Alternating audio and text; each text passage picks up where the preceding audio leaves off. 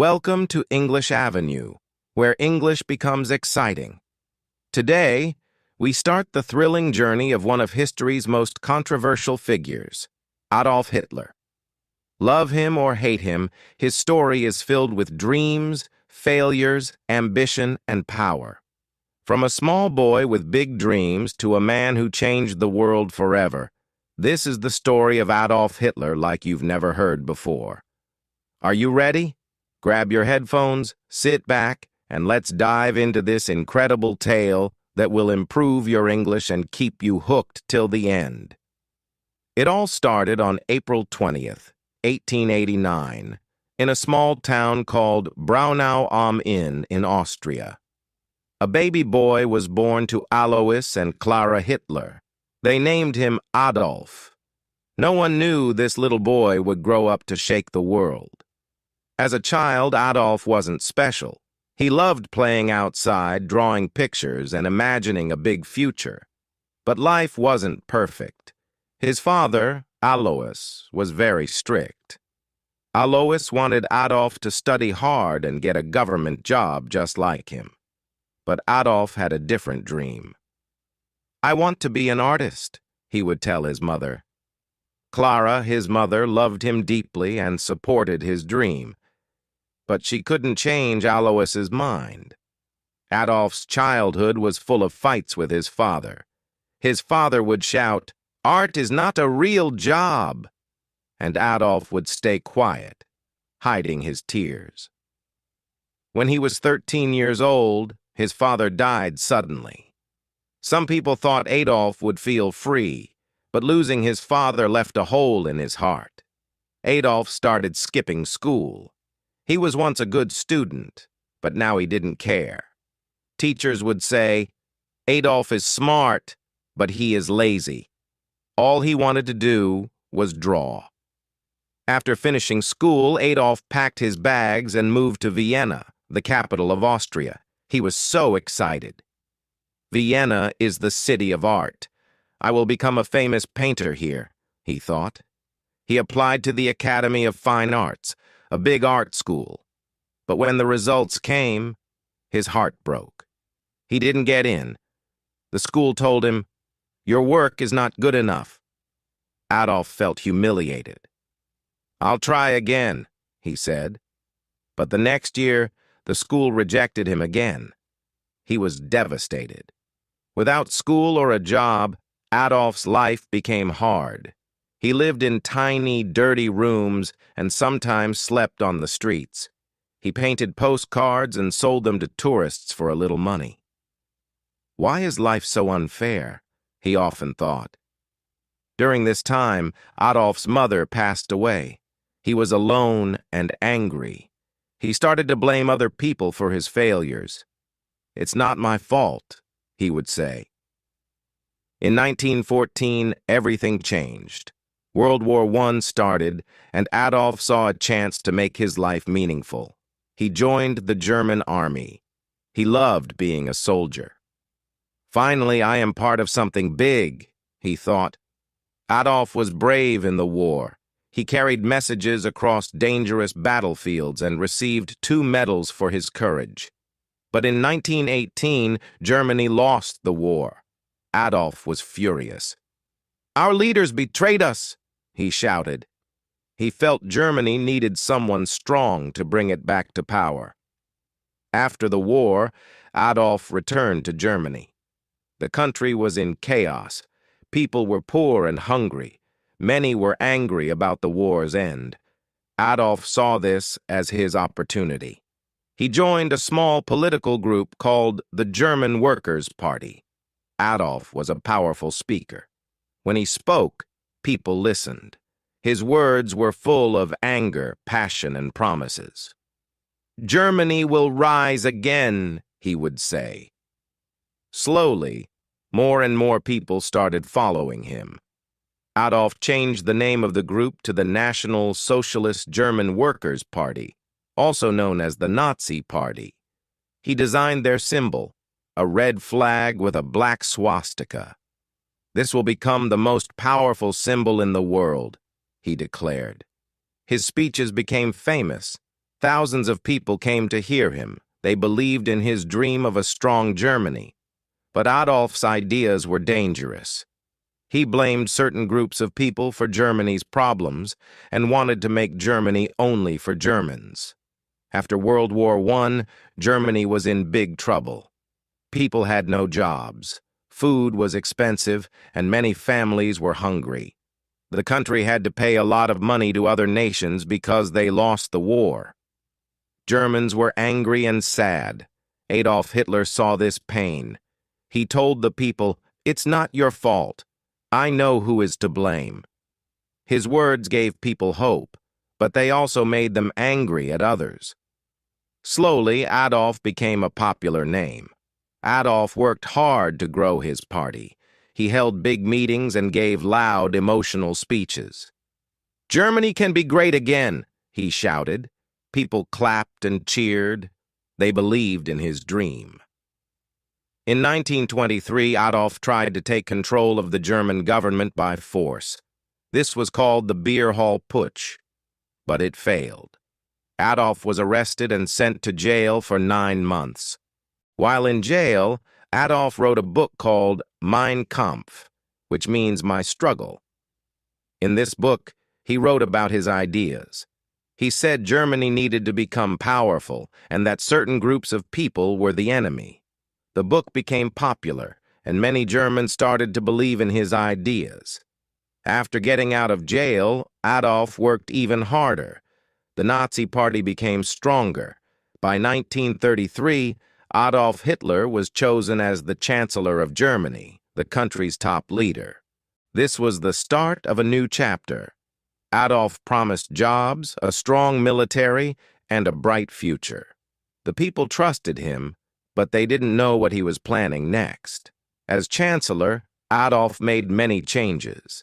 He built roads, factories, and schools. More people got jobs, and Germany started to look strong again. The people were happy. They said Hitler is a hero.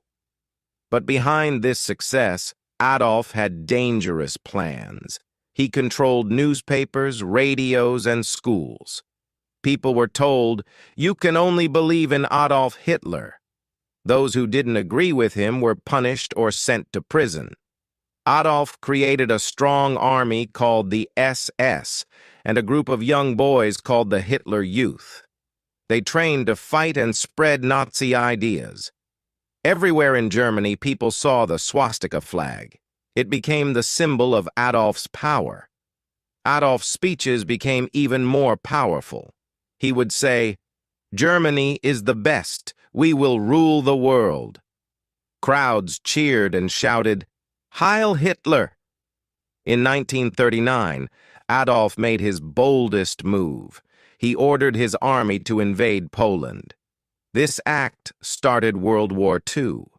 Adolf's dream was to take over all of Europe and make Germany the most powerful country in the world.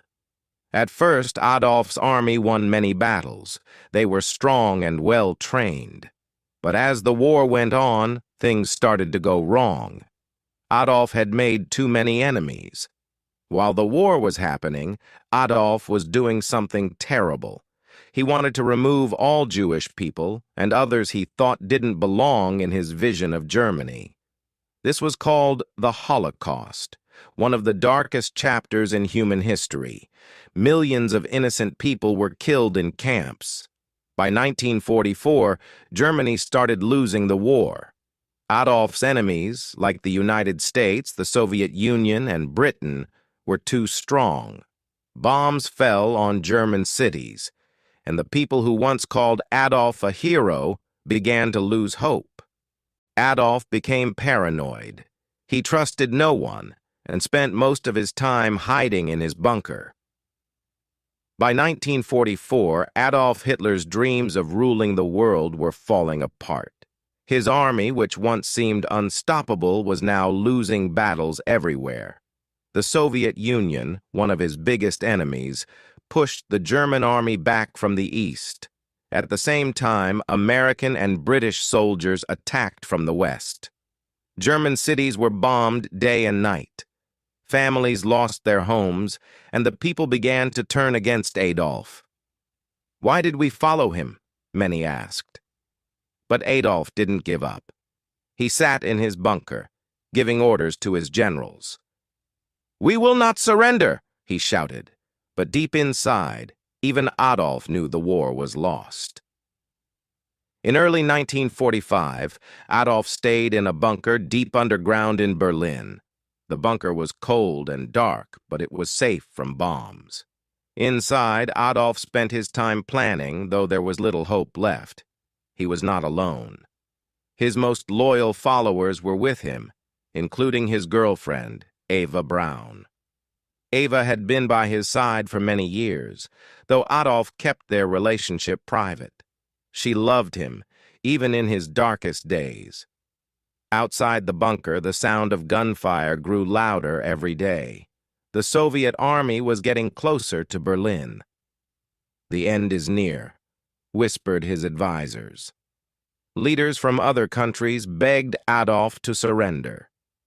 "Save the people of Germany," they said, but Adolf refused. He believed surrender was a sign of weakness. "If Germany loses, it is because the people were not strong enough," he said coldly. By April 1945, Berlin was surrounded. The Soviet army attacked the city from all sides. Buildings collapsed, fires burned, and people ran for their lives. On April 29, 1945, Adolf made a surprising decision. He married Eva Braun in the bunker. It was a simple ceremony with just a few people. "You've always been by my side, Eva," Adolf said. Eva smiled, even though she knew this was not a happy moment. After the wedding, Adolf and Eva spent hours together, talking about their lives and what they had done. They both knew the end was near. On April 30th, 1945, Adolf made his final decision. He called his closest followers into the bunker and told them, "I will not be captured alive." Adolf believed it was better to die than to let his enemies take him. He and Eva went to a small room. Moments later, they took their own lives. Adolf was 56 years old. When the Soviet soldiers reached the bunker, they found Adolf and Eva's bodies. The war in Europe ended shortly after. Germany surrendered on May 8, 1945. The people of Germany were left with nothing but ruins. Adolf's dream of making Germany powerful had instead brought destruction and sorrow. Millions of lives were lost because of his actions. After Adolf's death, the world worked to rebuild. Germany became a peaceful country.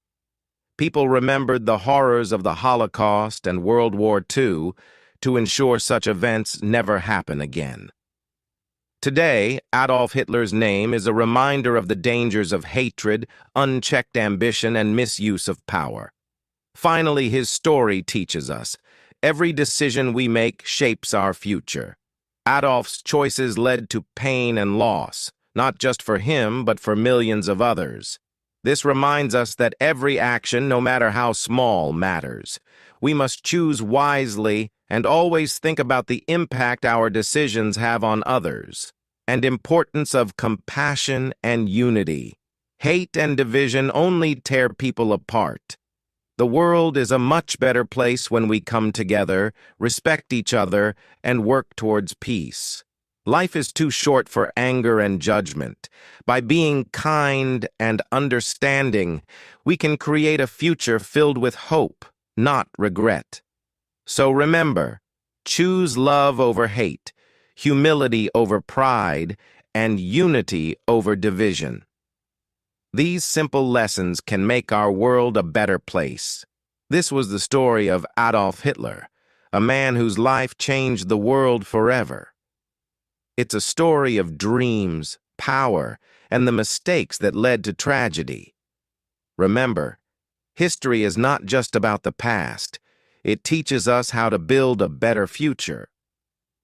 Thank you for listening, and don't forget to like, share, and subscribe to English Avenue. for more exciting stories that help you learn English while exploring history. See you in the next story.